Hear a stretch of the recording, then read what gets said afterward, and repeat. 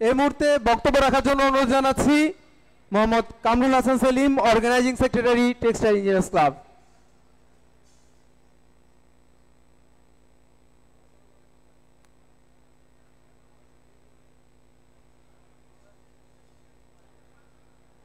ধন্যবাদ।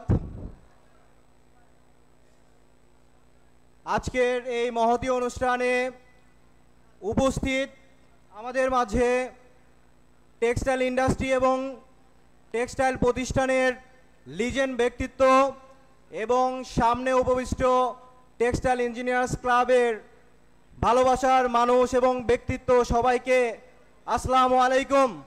আশা করি আপনারা সবাই ভালো আছেন। সবাইকে অনুরোধ করব যার যার স্থানে একটু স্থান গ্রহণ করার জন্য সবাইকে অনুরোধ করব।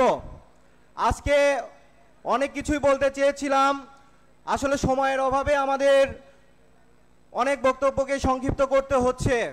আজকে বাংলাদেশে টেক্সটাইল ইন্ডাস্ট্রি এবং টেক্সটাইল শিক্ষা প্রতিষ্ঠানের একটি আস্থার জায়গায় পরিণত হয়েছে টেক্সটাইল ইঞ্জিনিয়ার্স ক্লাব। এই টেক্সটাইল ইঞ্জিনিয়ার্স ক্লাব বাংলাদেশের শিক্ষার্থী থেকে শুরু করে প্রফেশনাল এবং সামগ্রিক টেক্সটাইল সেক্টর নিয়ে বাংলাদেশের মাটিতে কাজ করছে। আশা করি আজকের এই মহতী প্রোগ্রামে বাংলাদেশের দূর দূরান্ত ডিস্ট্রিক্ট থেকে বিভিন্ন স্টুডেন্ট, প্রফেশনাল এবং টেক্সটাইলের ব্যক্তিত্ব, সেক্টর সংশ্লিষ্ট যারা এসেছেন সবাইকে অনেক অনেক ধন্যবাদ এবং কৃতজ্ঞতা জ্ঞাপন করছি। আসলে আজকে আমি একটা পয়েন্ট বলে শেষ করব সংক্ষিপ্তভাবে। সেটা হলো আমাদের বিগত বছরগুলোতে আমরা দেখেছি বিগত সরকারের আমাদের বাংলাদেশের টেক্সটাইলের প্রতি একটা অনীহা, টেক্সটাইল সেক্টরের প্রতি একটা অনীহা আমরা দেখতে পেয়েছি। কিন্তু সেই কথা বলার বিগত সরকার এবং তার যে আগের সরকারের টেক্সটাইল, আমাদের টেক্সটাইল সেক্টর 1980 সাল থেকে যে গ্রো করেছে বাংলাদেশে, তারপর থেকে আমরা দেখছি এই খাত নিয়ে কারোর কোনো মাথা ব্যথা নাই। এই খাত নিয়ে কেউ কোনো কথা বলে না। এই খাতে 85% রপ্তানির 85% আসে এই টেক্সটাইল সেক্টর থেকে বাংলাদেশে। কিন্তু এই সেক্টরের আজকে বাংলাদেশে বিভিন্ন ডিস্ট্রিক্টে আমাদের শিক্ষা প্রতিষ্ঠান রয়েছে।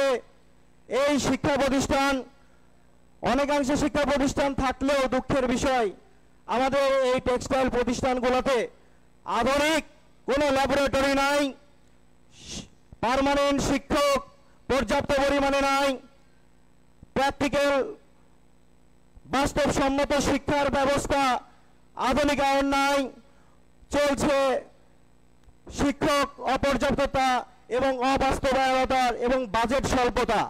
এই স্বল্পতা নিয়ে কারোর মাথা ব্যথা নাই। আমাদের টেক্সটাইল ইঞ্জিনিয়ার্স ক্লাব এর আগেও আমরা কথা বলেছি, আমাদের বিভিন্ন শিক্ষার্থীদের বিভিন্ন প্রতিষ্ঠানের এই ল্যাকিংসগুলো নিয়ে আমরা আগেও কথা বলেছি। সামনেও ইনশাল্লাহ আমরা এটা নিয়ে কাজ করব। আপনারা আশা করি আমাদের সাথে থাকবেন। আর আমাদের প্রফেশনাল যারা আছে বাংলাদেশের বিভিন্ন ইন্ডাস্ট্রিতে কাজ করছে, তাদের সিকিউরিটি, তাদের জব সিকিউরিটি, তাদের নিরাপত্তা এগুলা নিশ্চিত করতে হবে। এগুলা নিয়ে আমাদের আসলে টেক্সটাইল সেক্টর নিয়ে মাথা ব্যথা কারণ নাই। কয়েকদিন আগে আমাদের টেক্সটাইল ইঞ্জিনিয়ার্স ক্লাবের পক্ষ থেকে জাতীয় প্রেস ক্লাবে আমরা মানববন্ধন করেছি। আমাদের কয়েকজন আমাদের টেক্সটাইল ইঞ্জিনিয়ারদের অপহরণের ঘটনায় আমরা মানববন্ধন করেছি এবং বাংলাদেশের বিভিন্ন শিক্ষা প্রতিষ্ঠানে এই মানববন্ধন হয়েছে টেক্সটাইল ইঞ্জিনিয়ার্স ক্লাবের ব্যানারে। সো আমি সবাইকে বলতে চাই, টেক্সটাইল ইঞ্জিনিয়ার্স ক্লাব একটি বড় প্ল্যাটফর্ম, এটা একটা জাতীয় প্ল্যাটফর্ম। আপনারা যে যেখানে আছেন সবাই এই প্ল্যাটফর্মে এসে বাংলাদেশের টেক্সটাইল সেক্টরকে ইন্টারন্যাশনালি এবং ন্যাশনালি হাইলাইট করতে হবে এবং বাংলাদেশে একটি ফোর্স সেক্টর হিসাবে গড়ে তুলতে হবে। যেখানে টেক্সটাইল সেক্টর বাংলাদেশের অর্থনীতিতে এত অবদান রাখছে, সেখানে এখানে একটা টেক্সটাইল সেক্টরকে অনীহা করার অব্যবস্থাপনার কিছু নেই। আমরা সামনে আপনাদের নিয়ে এগোতে চাই এবং এই প্ল্যাটফর্মের মাধ্যমে আমরা আমাদের টেক্সটাইল সেক্টরকে আন্তর্জাতিক পর্যায়ে ইনশাল্লাহ গড়ে তুলব। তো সবাই আপনারা আমাদের পাশে থাকবেন, আর সবাইকে আবারও ধন্যবাদ অনেক দূর দূরান্ত থেকে আজকের এই প্রোগ্রামে আসার জন্য। আসসালামু আলাইকুম।